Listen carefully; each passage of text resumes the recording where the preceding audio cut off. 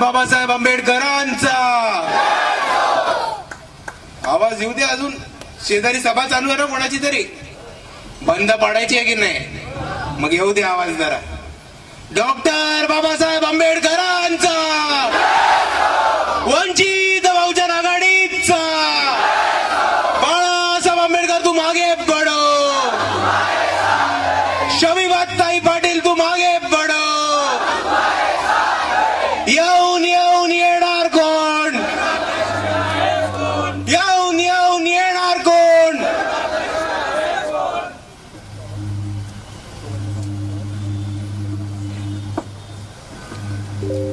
सर्वात प्रथम समतेचे विचार रुजवणाऱ्या सर्व महामानवांना त्रिवार अभिवादन करतो आणि मंचावरील उपस्थित दिशाताई, तय्यबभाई, बाळाभाऊ, तायडे सर, मुक्तारभाई आणि तशाच आपल्या उद्याच्या रावेरच्या आमदार शमीबाताई पाटील यांच्या सगत इकडे जमलेले तमाम माता भगिनी, वडीलधारी मंडळी, कानाकोपऱ्यातून ऐकणारे सगळे वर्दीवरची लोक आणि माझ्या तरुण तरफदार युवक बांधवांना माझा जय जिजाऊ, जय शिवराय, जय ज्योती, जय क्रांती, जय मल्हार, जय लहूजी, अस्सलाम वालेकुम आणि जय भीम. मित्रांनो, आपल्या सर्वांना माहिती आहे की इकडे निवडणुकीचा वेळ चालू झालाय आणि निवडणूक चालू झाली की जी लोक आपल्याला कधी दिसत नाहीत, जी लोक आपल्या वस्तीत कधी येत नाहीत, ती आपल्या वस्तीत येऊ लागतात. असे विचित्र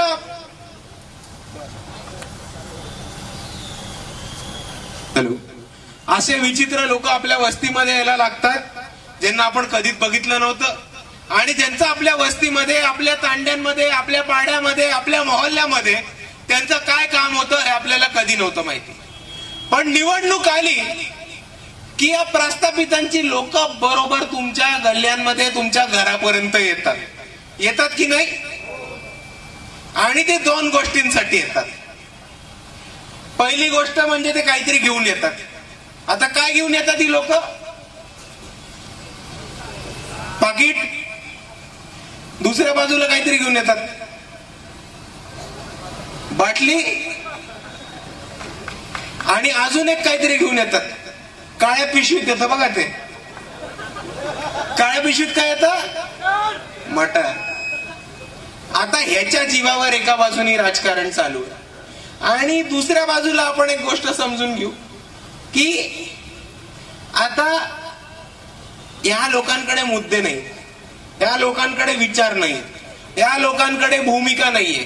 जर निवडून आले तर काय करायचं कळत नाही, निवडून आले तर पुढची विजन नाही, म्हणून मतं कशाच्या जोरावरती मागावी? पाकिट, बाटली आणि मटण. बरोबर? आणि मी तुम्हाला एवढीच विनंती करतो सर्वांना की यावेळेस एकदा आपण बदल घडवून बघू, यावेळेस एकदा आपण काहीतरी नवीन करून बघू. यावेळेस आपण आपलं मत हे पाकिट, मटण आणि बाटलीच्या मागे न उभं करता आपलं मत हे बाबासाहेबांच्या संविधानाच्या मागे उभं करू. आपण आपलं मत हे बाळासाहेब आंबेडकरांच्या भूमिकेच्या मागे उभं करू. आपण आपलं मत हे वंचितांच्या हक्कासाठी आणि न्यायाच्या मागे उभं करू आणि आपण आपलं मत हे शमीबाताईंच्या मागे उभं करू. आणि दुसऱ्या बाजूला लोक येतात तेव्हा ही लोक काय करायला येतात? अपप्रचार करायला येतात. काय अपप्रचार करायला येतात? की वंचितला मत दिलं म्हणजे मत वाया घालवणे, वंचितला मत देऊ नका, वंचितची लोक बी टीम आहेत, वंचित वोट कटू आहे. आता तुम्ही हे राजकारण समजून घ्या. आपण लोकसभेला काय बघितली होती? इंडिया आघाडी होती की नव्हती? आता विधानसभेला इंडिया आघाडीचा धाकटा भाऊ महाविकास आघाडी उभा राहिलाय. लोक तीच आहे. त्याच्यामध्ये समाजवादी पार्टी आहे, सीपीआय आहे, सीपीएम आहे, शेतकरी कामगार पक्ष आहे, डीपीआय आहेत आणि मग हे तीन थोरले भाऊ आहेत. उभाटा सेना, शरद पवार राष्ट्रवादी काँग्रेस आणि काँग्रेस. आता हे समजून घ्या की ह्यांची युती असली तरी 12 जागांपेक्षा जास्त शेकापच्या विरुद्ध, सीपीआयच्या विरुद्ध, सीपीएमच्या विरुद्ध, डीपीआयच्या विरुद्ध, समाजवादीच्या विरुद्ध हे लोक निवडणूक लढवत आहेत आणि हे स्वतःला मैत्रीपूर्ण लढत म्हणतात. दुसऱ्या बाजूला काँग्रेस आणि उद्धव ठाकरे गट हे 4 ठिकाणावरती एक दुसऱ्यांच्या समोर लढत आहेत आणि राष्ट्रवादी आणि उद्धव ठाकरे गट हे 3 ठिकाणावरती एक दुसऱ्यांच्या समोर लढत आहेत. तरी तुम्ही ह्या कधी एक दुसऱ्यांना बी टीम म्हणताना ऐकलंय का? उद्धव ठाकरे कधी शरद पवारांना बी टीम म्हटलेत का? सोनिया गांधी शरद पवारांना बी टीम म्हटलेत का? सोनिया गांधी उद्धव ठाकरेंना कधी बी टीम म्हटलेत का? नाही. तर ह्याचा मागे राजकारण समजून घ्या. जेव्हा दलित, बहुजन, आदिवासी, भटके विमुक्त यांच्यापैकी कोणी उभा राहतं तेव्हा त्याला बी टीम म्हटलं जातं. जेव्हा कोणी मुसलमान यांच्या विरुद्ध उभा राहतो तेव्हा त्याला वोट कटुआ म्हटलं जातं. आणि ह्या जातीवादी प्रचाराचा मी इकडे निषेध करतो. आणि ही जी मंडळी असतील, ते संस्थेतली लोक असतील, ते प्राध्यापक असतील, ते प्रचारक असतील, जर हे साले पाकिट घेऊन तुमच्या इलाक्यामध्ये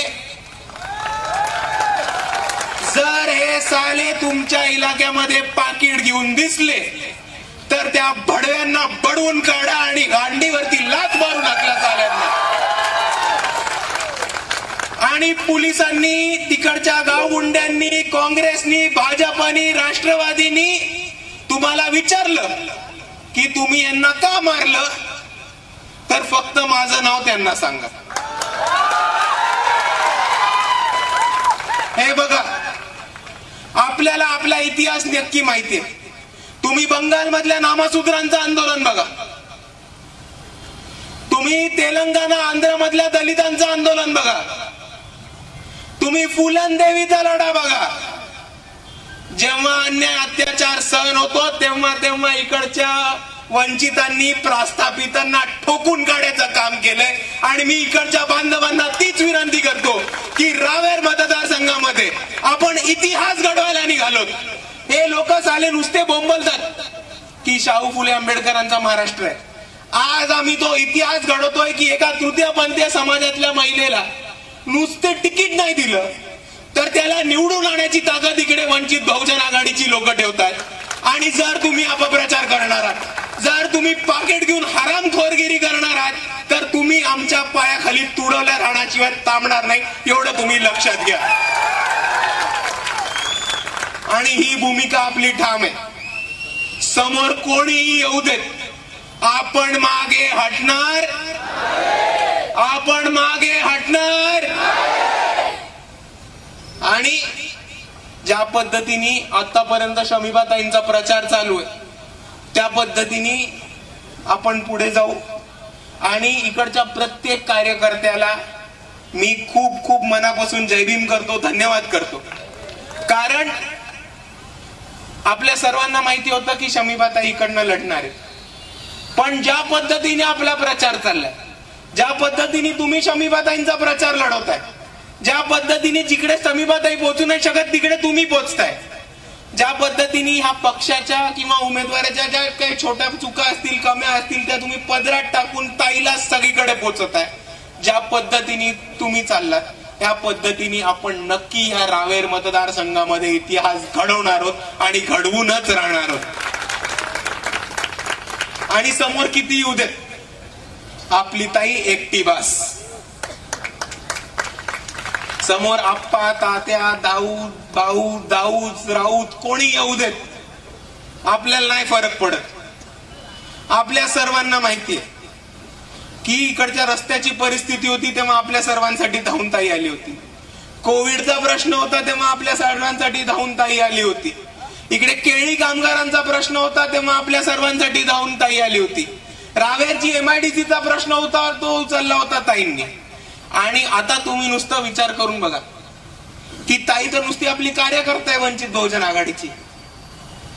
चुकून मागून आमदार झाली तर ह्या प्रस्थापितांना घरातनं बाहेर काढून तुडल्याशिवाय राहणार नाही बघा तुम्ही. आणि आपल्या सर्वांना एक जबाबदारी आहे, आपल्या सर्वांना इतिहास घडवण्याची जबाबदारी. हे बघा, इकडे जितके पण पुरोगामी म्हणणारी लोक येतात ते नुसतं म्हणतात शाहू फुले आंबेडकरांचा महाराष्ट्र. आज आपल्याला इतिहास घडवायचा. आज रावेरच्या प्रत्येक मतदाराला माझी ही कळकळीची विनंती आहे की आपल्याला इतिहास घडवायची संधी आहे. या महाराष्ट्रातच नाही तर या अख्ख्या भारतामध्ये असा कुठेही मतदारसंघ नाहीये विधानसभाचा किंवा असं कोणताही आमदार किंवा विधायक नाहीयेत ज्या तृतीयपंथी समाजातून निवडून गेल्यात. आणि हा इतिहास घडवायची संधी आपल्याकडे आहे. ही संधी आपल्या हातात न सुटता कामा नये.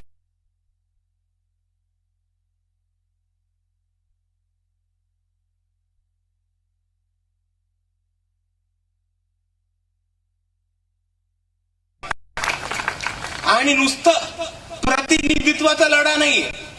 खूप चांगल्या पद्धतीने तैयबभाई म्हटले की हम धर्म की जाती की राजनीति नहीं करते, हम राजनीति करते हैं मुद्दों की. आणि शमीबाताईंनी सुद्धा ते रावेरमध्ये करून दाखवले. ऊसतोड कामगारांच्या धर्तीवरती एक केळी कामगारांसाठी एक महामंडळ करायचं काम हे शमीबाताईंनी केलंय आणि त्या आमदार झाल्या हे महामंडळ उभं राहणार.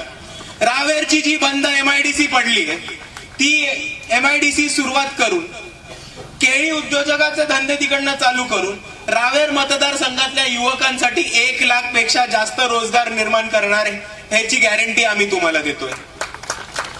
इकडच्या तरुणांसाठी रोजगार उपलब्ध करून देणं, शिक्षणाची स्थिती बरी करून देणं, इकडच्या नगरपालिकेच्या जिल्हा परिषदेच्या पंचायत समितीच्या शाळा सुधार करून देणं, आरोग्य केंद्र गावागावात चालू करून देणं आणि त्याच्याहून महत्वाचं इकडच्या प्रत्येक वंचिताला न्याय, हक्क आणि अधिकार मिळवून द्यायचं काम शमीबाताई पाटील करणार.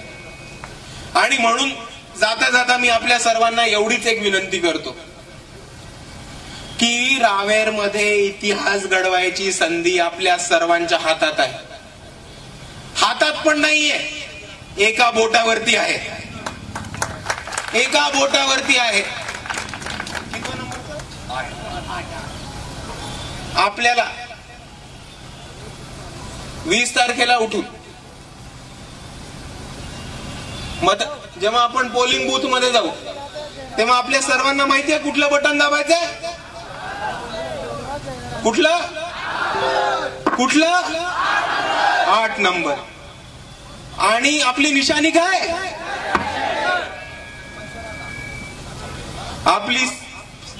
आपलं चिन्ह काय, गॅस सिलेंडर. इकडनं मला आत्ताच माहिती कळली चोपडा विधानसभा आपल्याला जो लागून आहे तिकडे एक थोडीशी विचित्र घटना घडली आणि त्याच्याबद्दल बोलणं हे खूप महत्वाचं आहे. तडवी समाजाचे जे शिक्षक अधिकारी होते त्यांना राजीनामा द्यायला लावला आणि हे सांगितलं की आम्ही तुम्हाला तिकीट देतो. आणि मग ऐन वेळेस त्यांनी राजीनामा दिल्यानंतर इकडच्या उबाटा सेनानी त्यांचं तिकीट कापण्यात आलं. ते आपल्यामध्ये इकडे सामील झालेत आणि त्यांनी शमीबाताईंना मदत सुद्धा केलेली आहे. मी त्या तडवी सरांना मनापासून धन्यवाद करतो. आणि दुसऱ्या बाजूला आपल्याला ह्या कृतीतनं एक कळत असेल की इकडचा वंचित हा या प्रस्थापितांचा पाय पुसणं कसं होतं. म्हणजे सोपी गोष्ट आहे. आपल्या सर्वांचे बरेचसे मित्र असतील तडवी समाजातल्या एका साधारण माणसाला शिक्षण अधिकारी होण्यासाठी किती मेहनत करायला लागत असेल, किती तळमळ करायला लागत असेल ह्याचा आपण विचार करा. आणि रातोरात तुला आमदार बनवतो, तुला तिकीट देतो म्हणून त्याला राजीनामा द्यायला लावला आणि आता त्याचं तिकीट कापलं. परत नोकरीवरती अधिकार म्हणून घेणार आहेत का त्यांना? सरकार त्यांना परत घेणार आहे का? एका बिचाऱ्या आदिवासाचं, वंचितांचं फुकटचं तुम्ही आयुष्याचं नुकसान करून ठेवले. अशाच लोकांना तुम्ही सत्तेत बसवलं तर आता एकांचं केलंय, सत्तेत बसवलं तर सर्वांचं करतील. म्हणून या उबाटाची असू दे, काँग्रेसची असू दे किंवा तुतारीची असू दे, आपल्याला तिघांची खानावळ नको. आपल्याला उभी करायची आहे वंचितांची खानावळ. त्या वंचितांच्या खानावळीमध्ये ताट पण आपलं, वाटी पण आपली, रस्सा पण आपला, तो वाढपी पण आपला, स्वयंपाकघर पण आपलं आणि बोकड सुद्धा आपलं. आणि ह्या वंचितांच्या खानावळीमध्ये एकदा तुम्ही आलात, ही वंचितांची खानावळ एकदा उभी राहिली की तुम्ही एक गोष्ट समजून घ्या की ह्या महाराष्ट्रामध्ये वंचितांना परत कधीही उपाशी राहायला लागणार नाही. ही आपण सर्वांनी एक गोष्ट गृहीत धरा. आणि परत जाता जाता मी आपल्या सर्वांना एवढीच विनंती करतो की 8 नंबरचं बटन आहे आपलं. किती? 8. दुसऱ्या बाजूला निशाणी काय? निशाणी काय? उमेदवार कोण? उमेदवार कोण? अरे आवाज नाही येते. उमेदवार माहित नाही का आपल्याला? आपला उमेदवार कोण आहे? आपला उमेदवार कोण आहे?